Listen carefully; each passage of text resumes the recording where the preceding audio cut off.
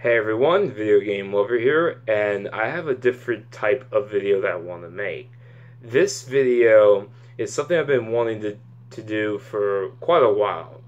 And a lot of my old subs will remember this type of video because I did it like, I think either 2015 or 2016, I don't remember.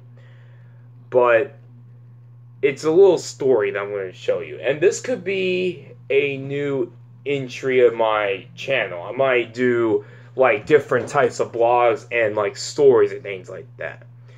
But some may say that I could be a little bit overcritical at times. I'm not saying everyone, but some things that maybe I'm too harsh on Nintendo and things like that. I get ridiculed being a fake Nintendo fan, but what a lot of people did not know, there was once a time I was a massive Nintendo fanboy. I was a massive Nintendo fanboy. I don't even know why am I talking like this. I don't know why. But for many years, I'm going to pinpoint the years. I'm going to say 2001 to like 2011, or I'm going to go with 2000 or through 2011. For many years, I was a massive Nintendo fanboy. And a lot of it was because I only ever really played on Nintendo systems. Super Nintendo, Nintendo 64, and Nintendo GameCube. Love all three systems, especially the Super Nintendo and the GameCube, but I never experienced the PlayStation. The reason why was that, for one, my oldest brother at the time had a PlayStation. Me and my older brother didn't really play a whole lot of that. Number two, my family was kind of tight on money, so we could only afford one system. We went with the GameCube. And we had the GameCube for about 4 years, until like 2005, then my older brother got a PS2. But anyways, so I used to only play Nintendo games and other games that came on the Nintendo systems. I never played other games on Sony.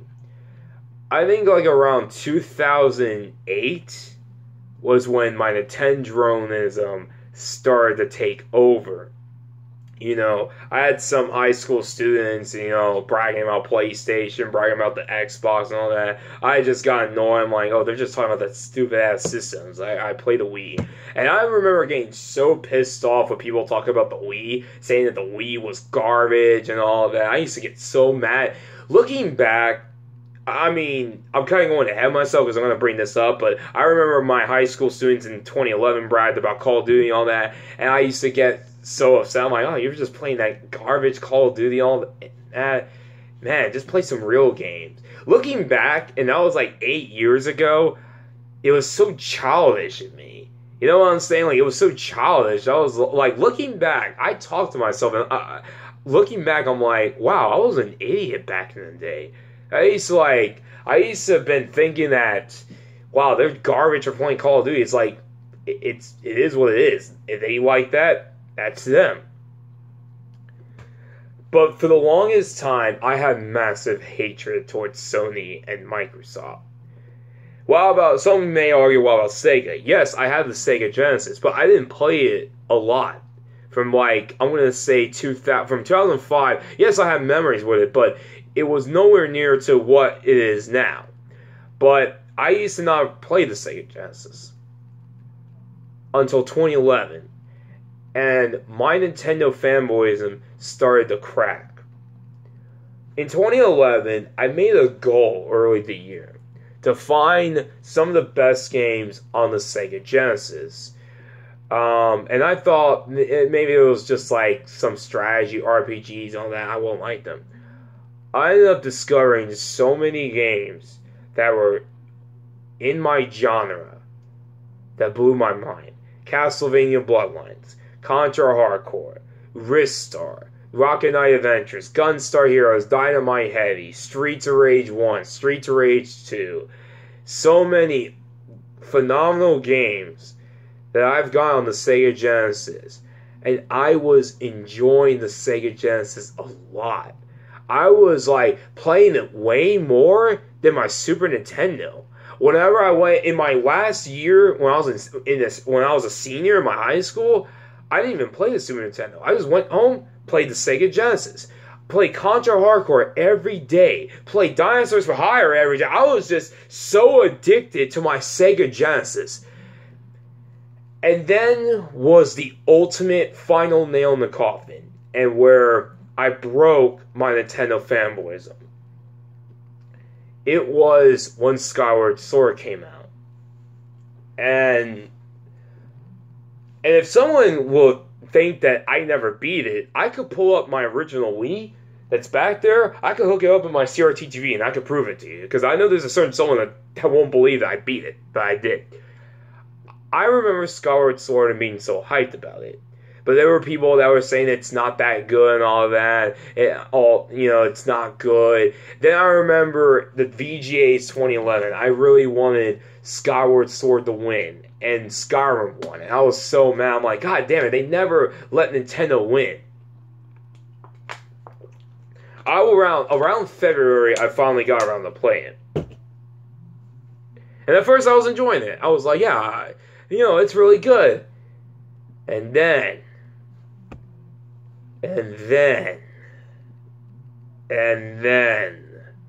I saw the problems in the game. Massive fetch quests that go nowhere. Find that stupid boss. I forgot what was it called. Anyone who's played Skyward, so you know the boss I'm talking about. That big were-like creature with the weird two legs. You fought the prison. I think that was called. You fought him so many times in that game. It was ridiculous. Some of the dungeons weren't all that fun. The music was okay. I enjoyed some songs, but that was about it. It was just such a drag to play. The motion controls got annoying with me, and I will never forget that one mission where you have you talk to this like water bird or water dragon, and you have to do like this challenge to get like all the music notes underwater. And I remember I was getting so frustrated with the controls. I literally threw my Wiimote and nunchuck, boom, right on the floor. And since that, and I did beat it. And looking back, I just did not like Skyward Sword at all.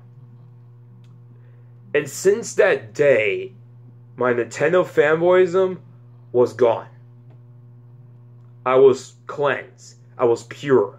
I was freed from being a corporate slave. I was freed of being a Nintendo fanboy. But then it comes to another problem. Then around 2012, 2013, I became a major Sega Genesis defender.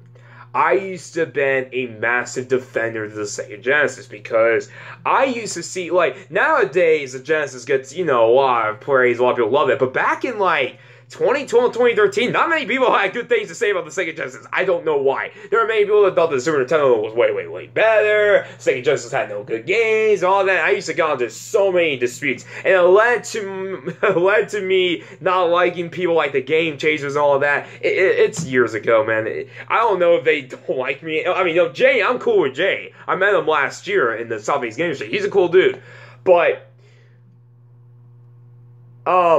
I eventually laid that off. Eventually, I still, from time to time, defend the Genesis, but nowhere to the level it is now, from back then. So, from 2013 to now is my redemption. So, 2013, I started to build my Super Nintendo collection and my Sega Genesis collection. I also eventually got a Sega Saturn, which I really enjoy. Now, not so much, because a lot of the games are just so expensive to get. I would love to play a lot of those great games on the Sega Saturn, but they're just so expensive. I'm going to try to find ways to play them, whether it be on emulators, whether it be on other ways. I really want to play my Sega Saturn. I enjoyed the system a lot, from Knights to Virtual Cop 1 and 2. I mean, those are some great games, but I eventually started to play the PS2 a little bit more. I enjoyed Sly, didn't get into Jak and Daxter until 2017, which I loved Jak and Daxter 1. 2014 was the year I started to I started to build my PS1 collection. I started to enjoy, a lot of the games. Dino Crisis 1. I enjoyed the PS1 version of WrestleMania arcade game. The Ace Combat trilogy, especially Ace Combat 2. That is one of my favorite PS1 games of all time. I love Ace Combat 2 so much. I think that is one of my favorite games on the PS1. Ace Combat 2. I didn't get the Spyro and all those games until later on, Area 51. I mean, I enjoyed the PS1, but it wasn't until 2015. 2015 was the year that my gaming spark was at its biggest. I was buying GameCube games, few PS2 games, a lot of PS1 games, but the one system that I got in 2015 was the Xbox. And I enjoyed some of the games I played on that system. From Halo to Brute Force, Midway Arcade Treasures. I enjoyed the original Xbox a lot, and I still do. But the other reason why it took me a while to get used to Sony games and Xbox games was the second analog stick. I could never have adapted the second analog stick. I really couldn't. I just found it so weird. But now, I could play games normal with a second analog stick. So 2015, I really enjoyed the original Xbox.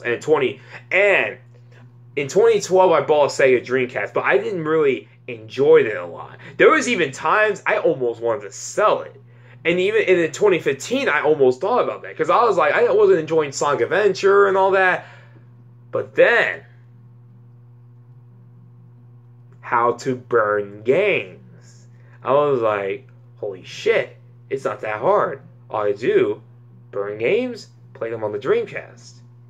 And that's when I absolutely love the Dreamcast. From Street Fighter Third Strike, Mars Matrix, Giga Wings 1 and 2, which, even me talking about that, I gotta play my Dreamcast. My Dreamcast is so abandoned the last couple of months, and we'll get to that in a minute.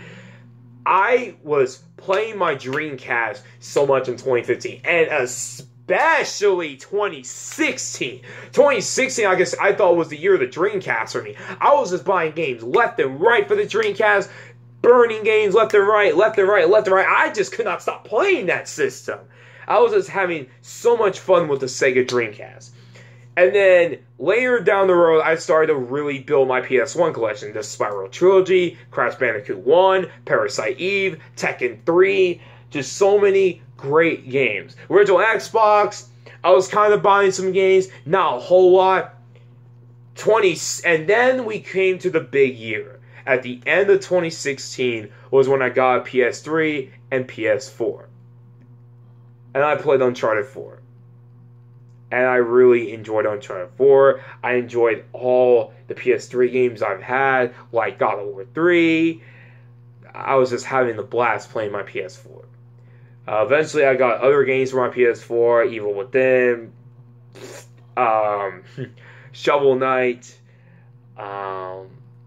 I'm just looking right now. I didn't have a whole lot until 2018. 2018 was when I really got everything. And now that brings us to 2018. 2018 was the year I finally got into the PS2. And my God, I've just been enjoying the PS2 so much. That is my most played system right now.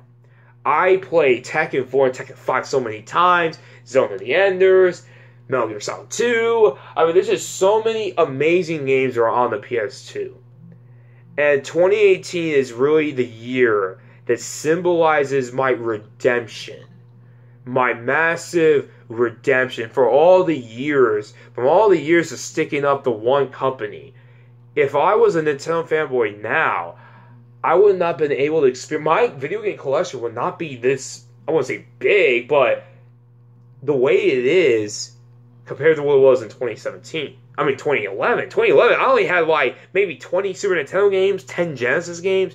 Now, look at all my games. Now my older brother is starting to get a nostalgia kick. He's now starting to get into the GameCube again. And we're just been like enjoying the GameCube. But now I got the Xbox One, the PlayStation Vita, which I adored, the PSP Go, I love that thing, the Game Gear. I love the games, but the system itself isn't that good, so that's kind of why I have the PS3 Go. Don't worry, Game Gear, I'll still keep you, but it just amazes me that I was able to break through it. And maybe I hope that this video gives people hope that there might be that one day your fanboyism will break. And now let me get to my last point. This is to all PlayStation fanboys, Xbox fanboys, Nintendo fanboys. I know a certain someone is definitely angry at this video. I already know a certain someone's really mad about this video. He's probably typing right now. I need to ask you this one question. What do you get for being such a massive fanboy to a certain company? What do you get from this? What do you get for playing this fake imaginary console war that many people, many grown men in their 30s, in their 40s, participating in this crap? What do you get from this? Nothing. Microsoft isn't like applauding you. Sony isn't applauding you. Nintendo's definitely not applauding you. None of these companies are applauding you. There was a reason why Phil Spencer, Sean Layden, and Reggie Fils-Aimé were at the VGAs on stage at the exact same time. Because at the end of the day, it's about video games. Not companies, not which system is the be-all gaming, not all that. It's about video games. Now, some could argue, what about me? You like to attack fanboys and all that, participate. I do that to annoy you people, because you look so ridiculous participating in a fake imaginary war. Yes, I made jokes about the Xbox One and all that, but I still ended up getting it. I still ended up buying it. Hell, I just recently picked up Sunset Overdrive. Haven't installed it yet, but I'm going to. At the end of the day, it's about video games. I don't know why there's so many people that align themselves to one company, handicapping your gaming experience. For what? Nothing, basically. You're not getting anything off of this. So that's all I want to say.